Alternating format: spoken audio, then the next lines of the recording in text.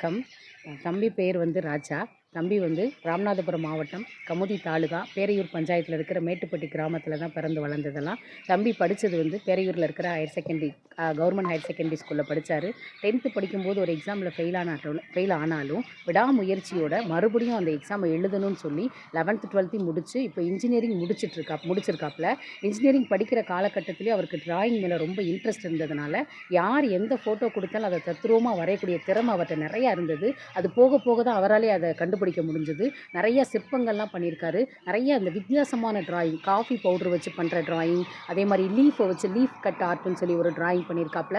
Pencil art, pen art, நிறைய டிக்கெட்டை பயன்படுத்தி ஆர்ட் பண்ணுறது. அதே மாதிரி முக்கியமாக சொல்லணும் அப்படின்னா 1330 குறளையும் திருவள்ளுவரை பயன்படுத்தி திருவள்ளுவரை வரைஞ்சி அதில் 1330 குறளும் வர்ற மாதிரி ஒரு நல்ல ஒரு ஆர்ட் பண்ணியிருக்காப்புல.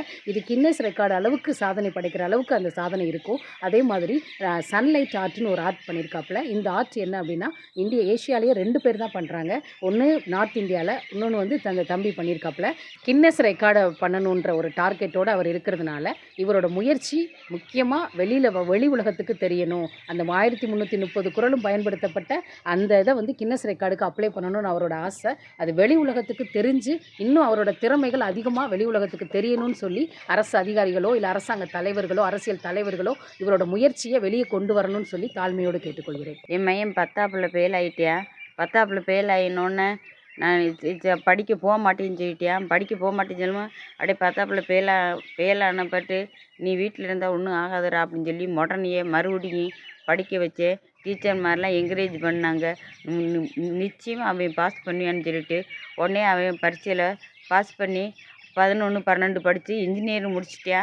அவன் வந்து ஒரு நேரத்தை கூட வேஸ்ட்டு பண்ணாமல் நம்ம இது உலக சாதனை படைக்கணும்னு சொல்லிட்டு வீட்டிலையே முடங்கி கிடந்து ஒவ்வொரு படமாக வரைஞ்சேன். நான் சொன்னேன், இப்படி வரைஞ்சி வீட்டுக்குள்ளேயே முடங்கி கிடைக்கையாடா, இது வெளிவேலுக்கு தெரிஞ்சால் தானடா நம்மளுக்கு தெரியும் அப்படின்னு சொல்லி சொன்னேன். உடனே ஸ்கூலுக்கு படித்த ஸ்கூலுக்கே வர வச்சு அவனை என்கரேஜ் பண்ணி அவனை பாராட்டி அவனை மறுபடியும் ஸ்கூலுக்கு அழைச்சாங்க. பெருமையை தேடி கொடுத்தது எனக்கு.